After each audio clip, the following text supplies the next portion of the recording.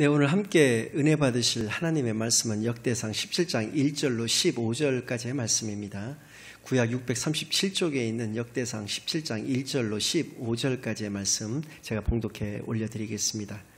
다윗이 그의 궁전에 거주할 때 다윗이 선지자 나단에게 이르되 나는 백향목 궁에 거주하거늘 여호와의 언약궤는 휘장 아래에 있도다.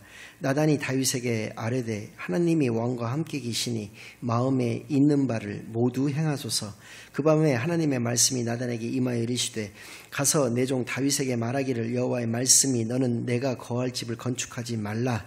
내가 이스라엘을 애굽에서 올라오게 한 날부터 오늘까지 집에 있지 아니하고 오직 이 장막과 저 장막에 있으며 이 성막과 저 성막에 있었나니 이스라엘 무리와 더불어 가는 모든 곳에서 내가 내 백성을 먹이라고 명령한 이스라엘 어느 사사에게 내가 말하기를 너희가 어찌하여 내 백향목 집을 건축하지 아니하였느냐고 말하였느냐 하고 또한 내 종 다윗에게 이처럼 말하라. 만군의 여호와께서 이처럼 말씀하시기를 내가 너를 목장 곧 양떼를 따라다니던 데에서 데려다가 내 백성 이스라엘의 주권자로 삼고 내가 어디로 가든지 내가 너와 함께해서 내 모든 대적을 내 앞에서 멸하였은즉 세상에서 존귀한 자들의 이름 같은 이름을 내게 만들어 주리라.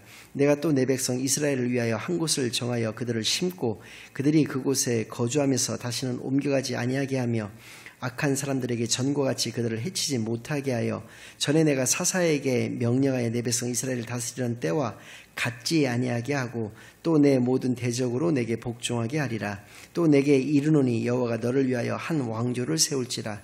내 생명의 연한이 차서 내가 조상들에게로 돌아가면 내가 내 뒤에 내 씨 곧 내 아들 중 하나를 세우고 그 나라를 견고하게 하리니 그는 나를 위하여 집을 건축할 것이요 나는 그의 왕위를 영원히 견고하게 하리라. 나는 그의 아버지가 되고 그는 나의 아들이 되리니 나의 인자를 그에게서 빼앗지 아니하기를 내가 내 전에 있던 자에게서 빼앗음과 같이 하지 아니할 것이며 내가 영원히 그를 내 집과 내 나라에 세우리니 그의 왕위가 영원히 견고하리라 하셨다 하라. 나단이 이 모든 말씀과 이 모든 계시대로 다윗에게 전하니라. 아멘. 하나님 아버지 감사드립니다. 오늘도 거룩한 주일로 교회로 예배로 인도하여 주시는 은혜를 진정으로 감사드립니다.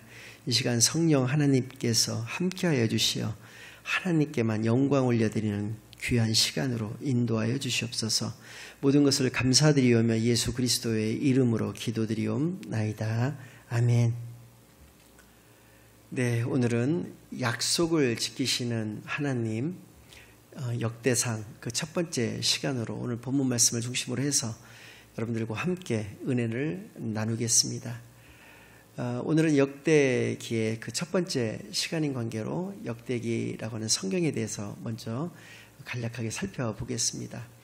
역대기는 앞에 나와 있는 성경 사무엘서와 열왕기서와 마찬가지로 원래는 한 권의 성경이었던 것이 BC 2세기에 이르러서 셉투아진트라고 하는 즉 70인역이라고 일컬어지는 헬라어 구약 성경이 만들어졌을 때에 그때 그 번역 과정에서의 분량의 차이로 두 권으로 분권이 되어졌습니다. 그래서 오늘날과 같이 역대상은 29개장까지 또 역대하는 36개장까지 이렇게 두 권으로 분권이 되어지게 되었고요. 주제는 앞에 나오는 성경 열왕기가 죄악의 결과가 인간의 책임인 것을 강조하였다라고 한다면 이 역대기와 같은 경우는 왕이신 하나님의 구원을 강조하고 있다라고 하는 것입니다. 성경은 크게 구약과 신약으로 나뉠 수가 있고요. 구약과 신약이라고 하는 그 말 속에는 옛 언약, 새 언약이라고 하는 의미를 가지고 있습니다. 옛 언약은 오실 예수님에 대한 언약이라고 하는 의미를 가지고 있고요. 새 언약은 이미 오신 예수님께서 다시 오실 예수님으로 오시겠다라고 하는 그 언약의 내용을 기록하고 있는 것이다 라고 하는 의미를 가지고 있는데요. 앞에 것을 초림이라고 이야기를 하고 있고요. 뒤에 것을 재림이라고 얘기를 하고 있는데 이 초림과 재림 모두는 인간의 구원을 위하여서라고 하는 것을 우리에게 강조하여 주시고 말씀하여 주고 계시다라는 것인데요.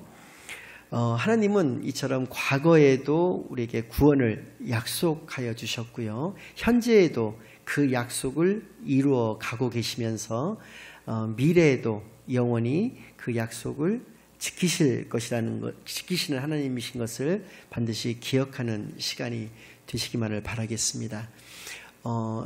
이 역대기의 저자를 원래는 이제 미상으로 나와 있는데 에스라라고 하는 선지자일 가능성이 매우 높은 것으로 이야기들을 하고 있습니다. 그 근거로서 세 가지를 들고 있는데요. 첫 번째는 유대의 전통이 분명하게 이렇게 이 얘기를 하고 있다는 것입니다. 즉 랍비들의 전승에 의하면 그렇다라고 하는 것이고요. 두 번째는 역대의 마지막 부분, 그러니까 36장 22절 23절 말씀의 내용과 에스라의 시작 부분, 그러니까 에스라서 1장 1절로 3절까지의 내용이 반복되고 있다라고 하는 것입니다. 내용이 같은 내용이다라고 하는 데서 그 에스라 저자서를 더 뒷받침하고 있고요. 세 번째는 이 역대기와 에스라서 모두 유사한 문체와 어휘, 내용들을 담고 있다라고 하는 데서 에스라 저자서를 뒷받침하고 있는 것이다, 이렇게 얘기할 수 있습니다. 구성은 크게 네 부분으로 나뉘어집니다. 역대상 1장부터 9장까지의 말씀은 족보에 대한 기록입니다. 즉 최초의 인간이었던 아담으로부터 포로 생활을 마치고 예루살렘으로 귀환한 사람들에게 이르기까지의 그 족보를 간략하게 이렇게 소개를 쭉 하고 있는데요. 첫 번째 내용은 그러한 것으로 구성되어 있다는 것이고요. 역대상 10장부터 마지막 역대상의 29장까지의 내용은 다윗 왕의 어떤 생애에서 일어난 사건과 업적에 대한 기록이 나와 있다는 것이고요. 세 번째는 역대하 1장부터 9장까지의 내용으로 솔로몬 왕의 통치에 대한 내용이 담겨 있습니다. 마지막으로 네 번째 부분은 역대하 10장에서부터 마지막 36장까지의 내용으로 유다 왕 20명의 통치의 내용, 그러니까 남유다의 20명의 왕의 통치의 내용이 담겨 있는 것인데요. 1대 왕 르호보암에서부터 마지막 20대 왕 시드기야 왕에 이르기까지의 내용이 담겨져 있다라는 것입니다. 그래서 이 주제를 중심으로 해서 여러분들과 함께 총 6주간에 걸쳐서 하나님의 뜻을 발견하고 이를 우리의 삶에 적용시키는 은혜의 시간을 갖겠습니다. 오늘은 그 첫 번째 시간으로 오늘 본문 말씀을 중심으로 해서 하나님의 뜻을 알아보겠습니다.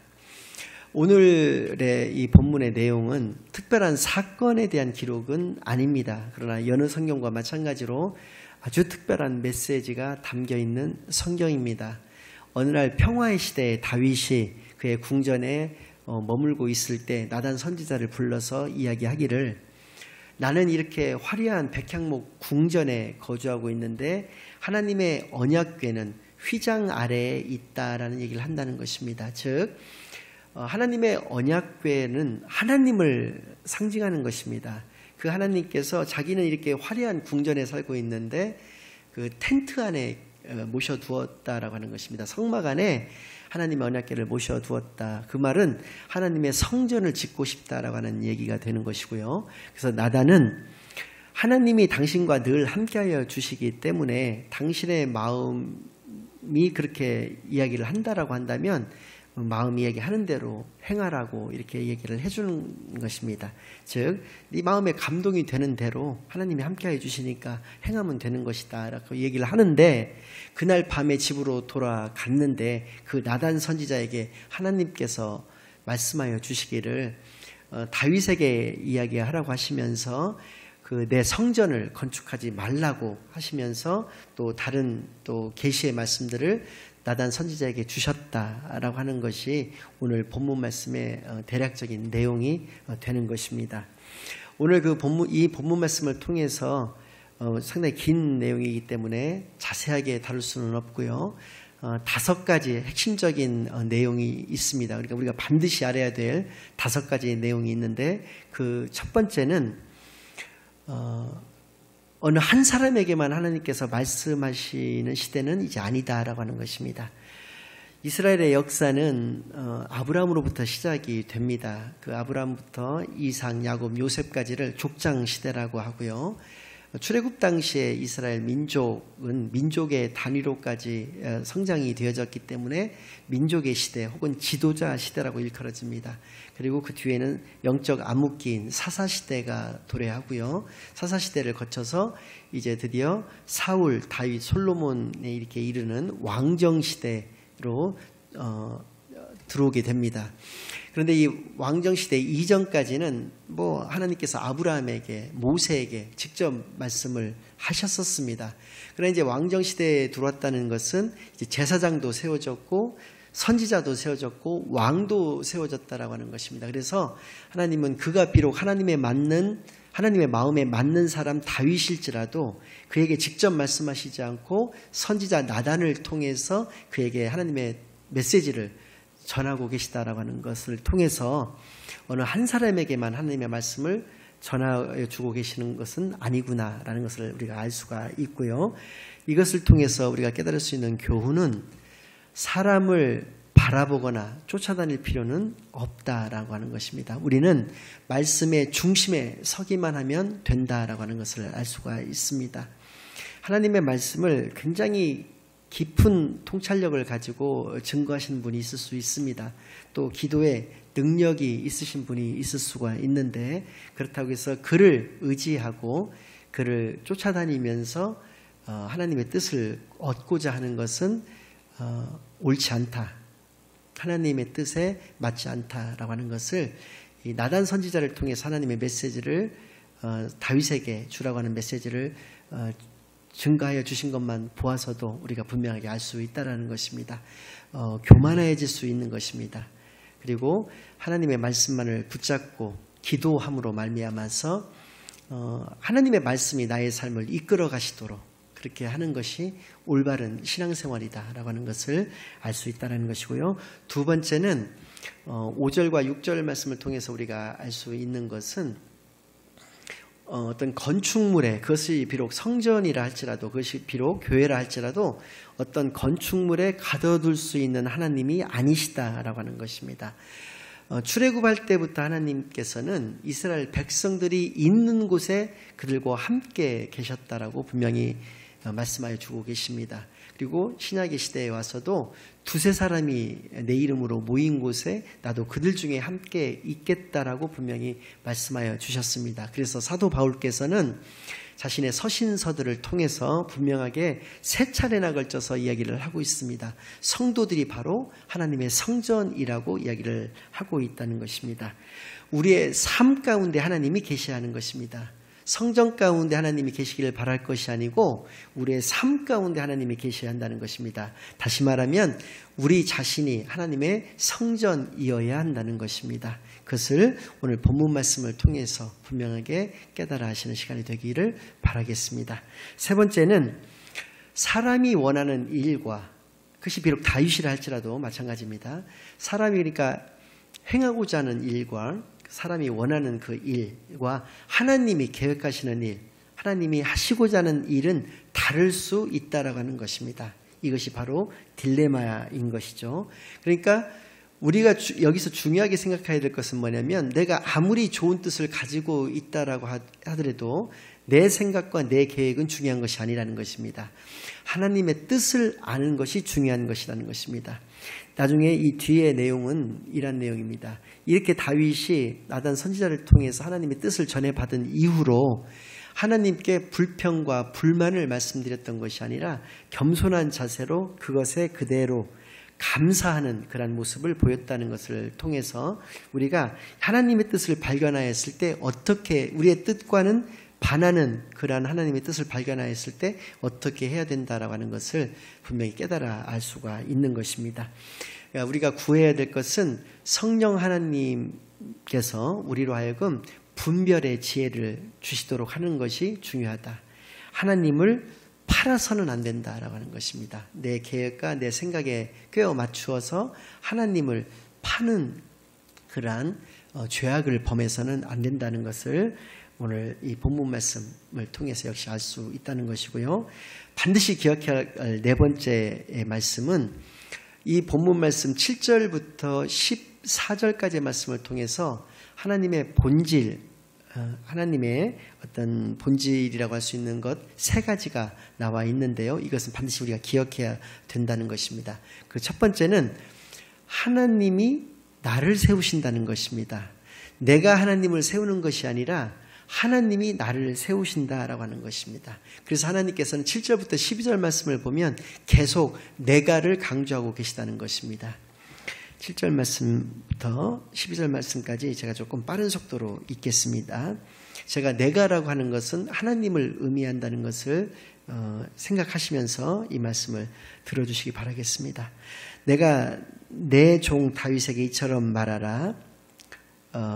만군의 여호와께서 이처럼 말씀하시기를 내가 너를 목장 곧 양떼를 따라다니는 데에서 데려다가 내 백성 이스라엘의 주권자로 삼고 8절 말씀 내가 어디로 가든지 내가 너와 함께 있어 내 모든 대적을 내 앞에서 멸하였은즉 세상에서 존귀한 자들의 이름 같은 이름을 내게 만들어 주리라. 9절 말씀 내가 또 내 백성 이스라엘을 위하여 한 곳을 정하여 그들을 심고 그들이 그곳에 거주하면서 다시는 옮겨가지 아니하게 하며 악한 사람들에게 전과 같이 그들을 해치지 못하게 하여 전에 내가 사사에게 명령하여 내 백성 이스라엘을 다스리던 때와 같지 아니하게 하고 또 내 모든 대적으로 내게 복종하게 하리라.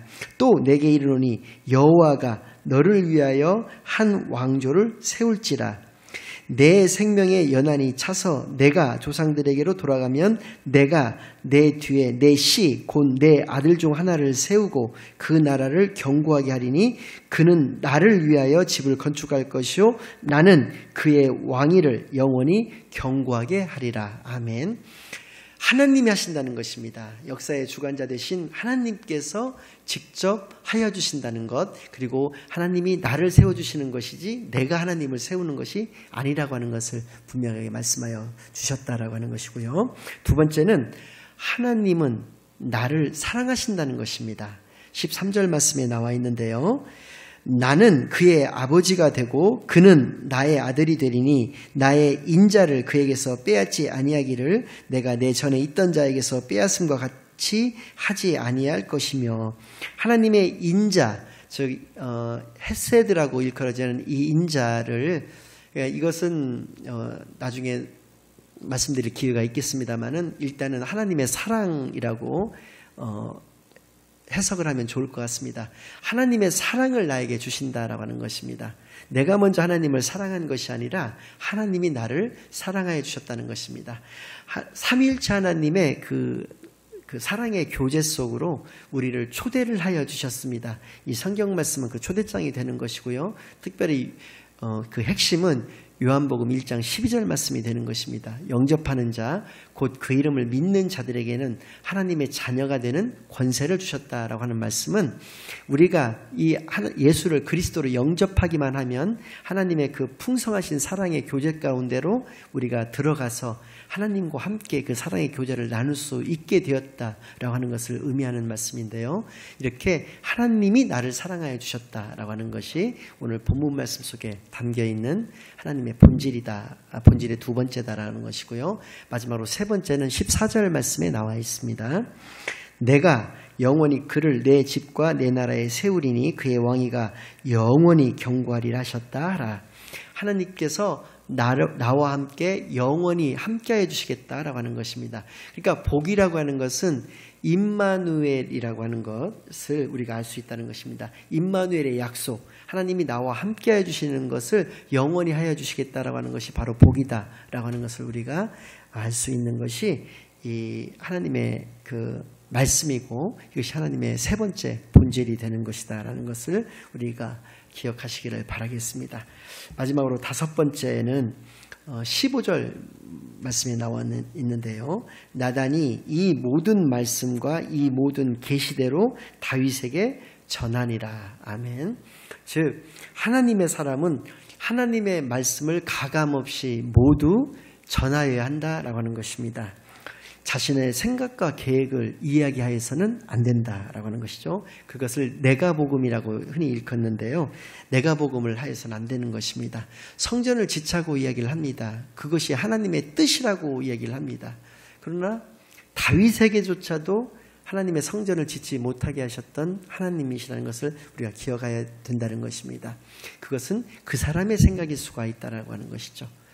어떤 것을 위해서 헌금을 하라고 합니다. 그러나 그것은 또 하나님의 이름을 팔아서 그렇게 얘기를 합니다. 그러나 그것은 그 사람의 생각과 그 사람의 계획일 수가 있다라고 하는 것이죠.